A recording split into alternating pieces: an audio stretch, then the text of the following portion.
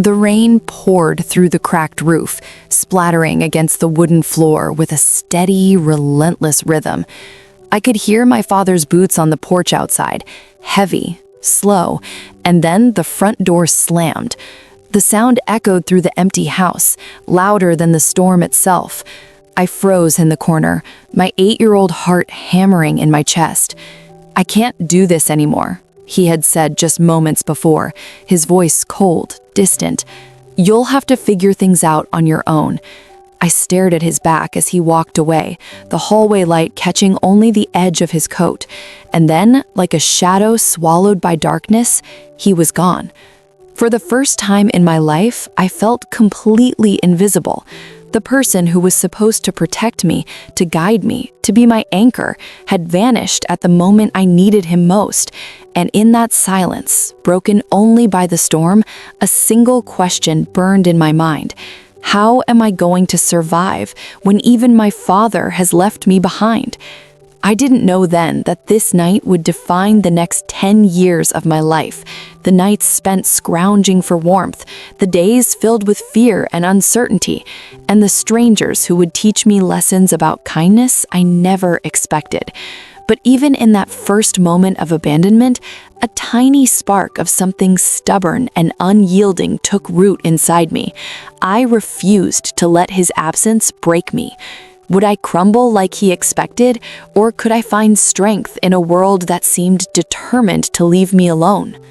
My name is Leela Thompson, and I was just 8 years old when my life changed forever. Before that night, my world had felt ordinary, small but safe.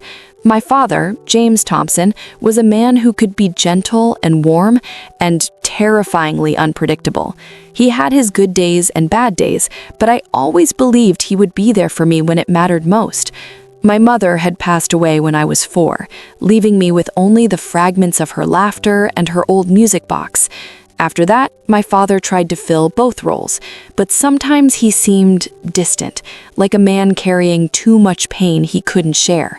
I thought I understood him, thought I knew the rules of our life together.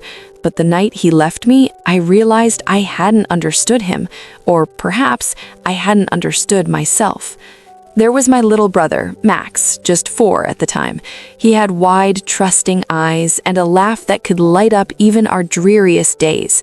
I had always felt protective of him, almost like a second parent in those years. That night, though, I had to make a choice. Do I chase after my father, or do I make sure Max is safe? I stayed. I held him tight, whispering promises I wasn't sure I could keep. And then there were the neighbors, Mrs. Patel across the street with her endless supply of cookies and gentle reminders to stay strong, dear, and Mr. Reynolds, the retired teacher, who often let me read his old novels and gave me scraps of advice about life. They were small lights in a world that suddenly felt dark and unwelcoming, yet even their kindness could not erase the sting of abandonment. Life before that night had been filled with routines, school, homework, bedtime stories, but it was also filled with love, albeit fragile. I never imagined that a single moment could undo everything I thought I knew about safety, about family. And yet, as the rain pounded against our windows, I realized just how fragile life could be, and how quickly it could turn upside down. The storm that night seemed endless, each clap of thunder shaking the walls like some monstrous reminder of my father's absence. We had been planning to leave for my grandmother's house the next morning, but that night, something snapped inside him. "I can't do this anymore, Leela. I'm done." I remember the words as if they were carved into my memory. I tried to argue, tried to beg him to stay, but he barely looked at me. His coat was already slung over his shoulder. And then he walked out, leaving Max and I in the dim light of our living room, the shadows stretching long and threatening across the floor. The first night alone was terrifying. I curled up on the sofa, holding Max, listening to the rain, praying that my father would come back. But he didn't. By morning, it became painfully clear. We were on our own. I had to figure out how to feed us, how to keep us warm, and how to survive without him. The cupboards were nearly empty, and I realized I had never really learned how to cook, how to budget, or how to navigate the adult world. Each small task felt like climbing a mountain, yet somehow I began to adapt. School became my lifeline.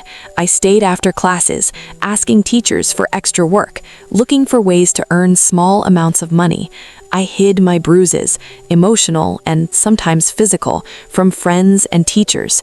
I smiled when I had to, cried when I could, and learned to hold two lives in my small chest: the life of a child who wanted to be loved, and the life of someone forced to survive too soon. It was during these days that I discovered the complexity of human kindness. Mrs. Patel would leave us sandwiches on the doorstep. Mr. Reynolds lent me old novels so I could escape into other worlds. A classmate's mother occasionally dropped off groceries, asking nothing in return. I began to see that even when family fails, there are strangers who can become family in unexpected ways. And yet each night the question haunted me: why did he leave? Was it anger, fear, or something I had done? I tried to make sense of it, tried to reconcile the man I loved with the man who abandoned me. Every memory became a battlefield, love and betrayal warring inside my chest. The years that followed were not easy. Max and I moved from house to house, sometimes with neighbors, sometimes in temporary shelters. I became fiercely protective of him, often sacrificing my own needs for his. I remember nights when I'd sneak out to find odd jobs, returning with coins clutched tightly in my hand, hoping they would be enough for bread, milk, or blankets. School became a double-edged sword. Teachers praised my independence, friends admired my courage, but inside, I was drowning. I missed my father. I hated him. I needed him, and yet part of me knew I could never rely on him again. Misunderstandings piled up like heavy stones. Max once got sick, and I had no one to take him to a doctor. I had to make decisions that no 8-year-old should have to make, choosing which medical treatment we could afford, which meals to skip, which nights to sleep without heating. The moral weight was suffocating, and my heart grew heavy with guilt for simply being a child forced to grow up too fast. One evening, during a particularly brutal winter, I found a small wallet on the street with a few dollars inside. I could have kept it, fed us for the week, but instead I left it at the police station. I didn't know why I made that choice at the time, except that even though life had been cruel, I refused to lose my integrity. That tiny act became a symbol of my stubborn hope that one day, even in a world full of betrayal, good choices would matter. It wasn't until I was 14 that I saw him again. My father had left a note in the mail, simple and brief.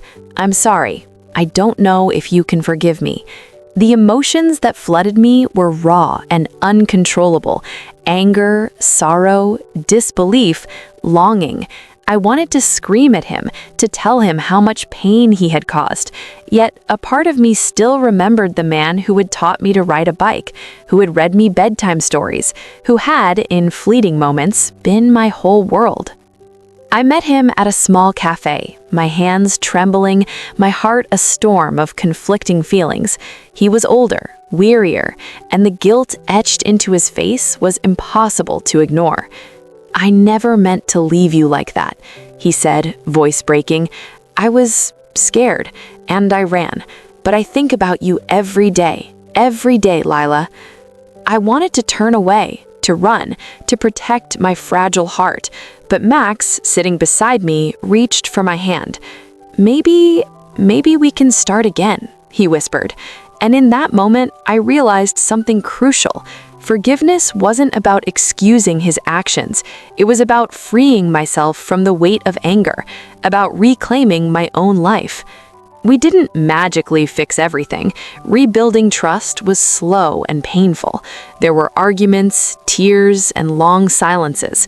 But over time, I saw glimpses of the father I had loved, the man capable of care, humility, and growth. Max and I learned to navigate life with resilience. I graduated from high school with honors, fueled not just by intelligence, but by the lessons of survival, integrity, and courage that life had forced upon me.